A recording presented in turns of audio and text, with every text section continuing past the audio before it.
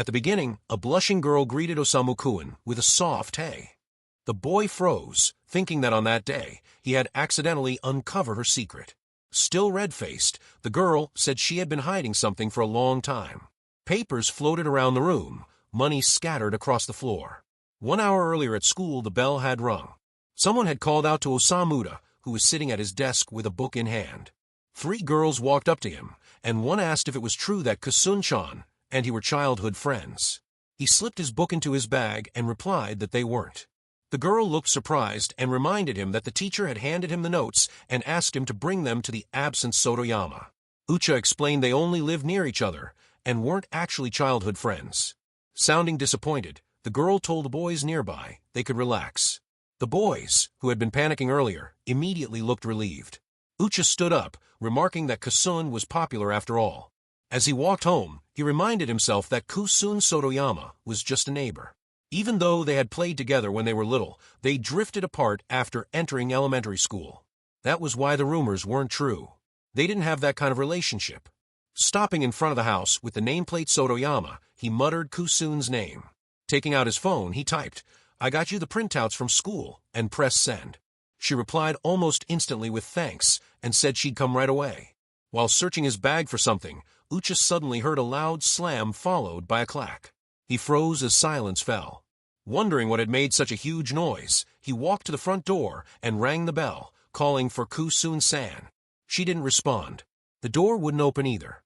Feeling uneasy, he remembered something from long ago. There should be a spare key under the flower pot. Sure enough, it was there. He unlocked the door and rushed inside. Running straight to her room, he opened the door and stood stunned. The room was a disaster, 18 books scattered everywhere among the mess. Someone lay under a blanket. A faint voice asked for help, and a hand reached out. Ucha dropped his bag and hurried over, saying he'd help right away. He grabbed the blanket, shocked by how heavy it felt, but determined to pull her out. As he tugged harder, the blanket tore open, and a burst of banknotes scattered through the air. That moment snapped them back to the present, standing together as money drifted around them. Ucha, bewildered, asked what all the cash was about. Blushing, Kusun turned to the side and said she couldn't hide it anymore. With a proud look, she admitted that her hobby was drawing ancient tie. Ucha, stunned, could only respond with a confused ah. She said that although it was embarrassing to admit, it couldn't be helped now that he had already seen it. Suddenly, the television flicked on playing hentai. Ucha apologized, clarifying that he didn't want to hear about her hobby right now.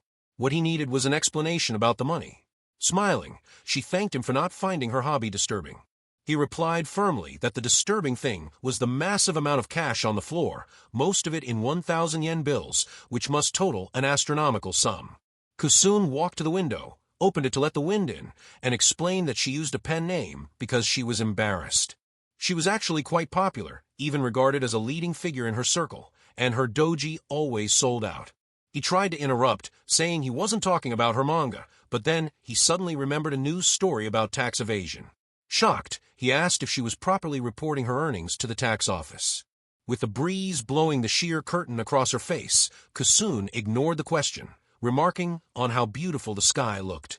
Ucha's expression grew tense as he asked if she was evading taxes. She closed the window, turned to him, and asked if he could keep this secret. He insisted that she needed to report it correctly to the tax office, otherwise it would be a crime. She tilted her head, asking what the tax office was, and clarified that the secret she wanted him to keep was her drawing hentai. She argued it would be bad if others found out, especially since she had missed school due to a manuscript deadline. She admitted with mock guilt that she had lied to get the days off, calling herself a naughty girl. Ucha replied that if she still felt guilty about skipping school, they should hurry and file an amended tax return. She ignored that, instead asking him to keep her naughty girl side a secret between them. He said the secret was too heavy for him. Tears welled up in her eyes as she said that if people at school discovered that a talented and beautiful honor student like her had such a hobby, they would be tempted to spread it. He urged her not to go off topic, reminding her that tax evasion had to be reported to the authorities. She continued crying, saying she might have to drop out if that happened, and hinted that everyone would be upset with him if she left school because of his actions. She leaned closer, wondering whether he might be bullied given her popularity. Startled, Ucha asked if she was threatening him. She smiled, saying she was only asking, and reminded him that he had always followed her requests when they were children. He remembered how she used to take the bigger portions of food and hog the blanket, leaving him with none. She grabbed his collar, dragged him out of the room, and said she had to work on her manuscript, so it was time for him to go home.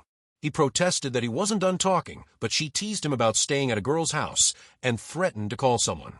He replied that she would be in far worse trouble if she did. Outside her door, Ucha said he would head home for now, but promised he would return. She waved goodbye and closed the door behind him. Climbing the stairs slowly, still trembling, Kusun entered her room, leaned against the door, and sat down, blushing fiercely. She told herself she had managed to cover things up. She reasoned that if she made a blatant display of tax evasion, Ucha would be less focused on her hentai drawings. Meanwhile, Ucha thought about her, forming an image in his mind. Kusun Sotoyama, a shy 17-year-old girl, and a firm believer in the supremacy of cash. Despite appearances, she did pay her taxes. Kusun went to her desk, rested her head on it, and muttered that she had mostly skirted around the whole manga incident. She thought to herself that she had narrowly avoided disaster and wondered if Osamu-kun would truly keep the secret. Placing her hand on the desk, she suddenly stood, slamming it, and decided aloud that she should speak to him again to make everything clear. She walked over to her wardrobe, opened it, and money tumbled out. Standing before it, she declared that she needed to ensure he kept quiet with the power of money. Her eyes gleamed with money signs. The scene shifted to Ikaita's house. Ucha thought about the day after discovering Kusun's secret when she appeared at his front door in a beautiful dress, blushing, and asked if he had time for a date. He stood there brushing his teeth, holding the door, thinking she was already making her move. Out loud, he said he would go with her if it was a date at the IRS. Kusun smiled with delight. Ucha told her he had already devised a proper plan for their date, then asked if they weren't going to the tax office after all.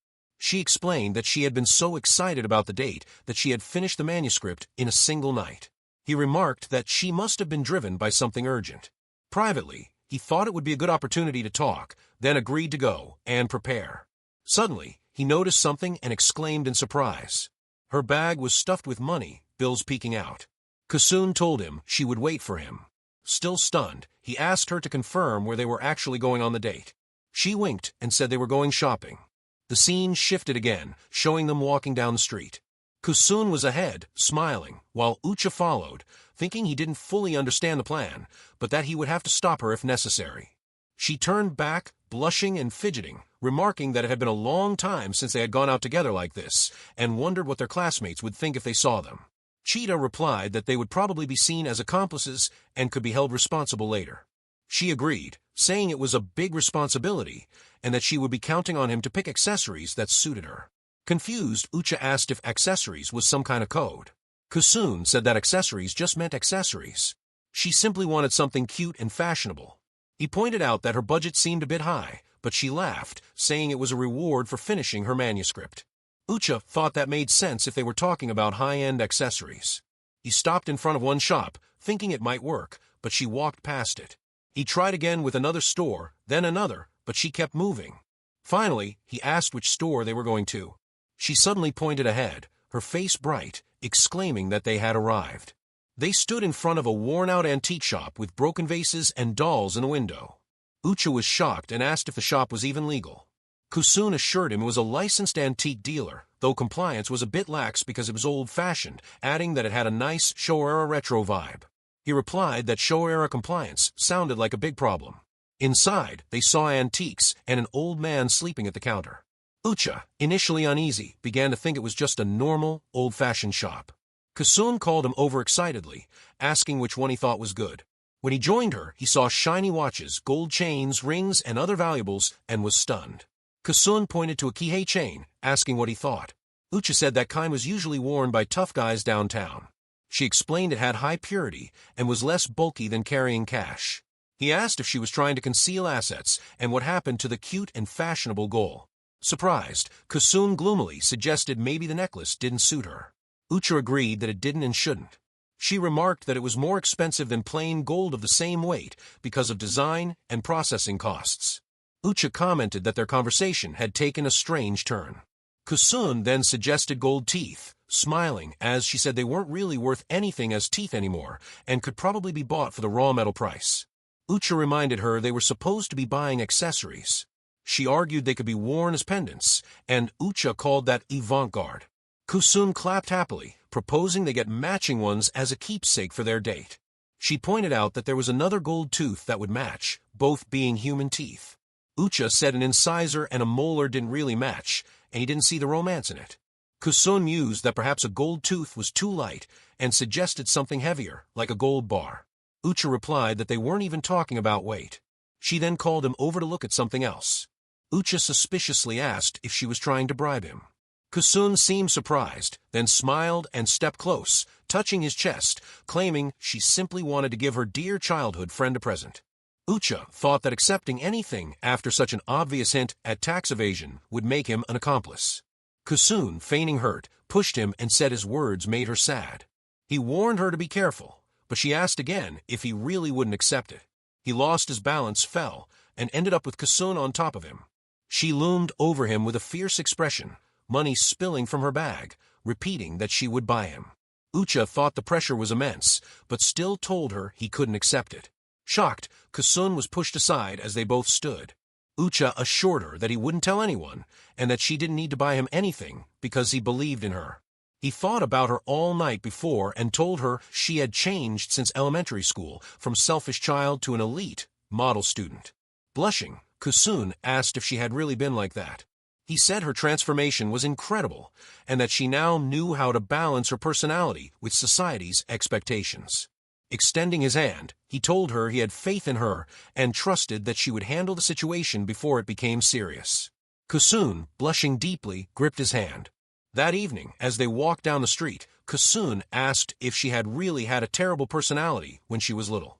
Ucha admitted that was probably true, but added that she always seemed like she was having fun, which made him happy too. Kusun was stunned, then smiled. She reached into her pocket, pulled something out, and handed it to him, saying it was a small token of appreciation for spending time with her. Ucha refused, saying he couldn't accept anything that felt like a bribe. Kusun laughed, telling him not to hold back.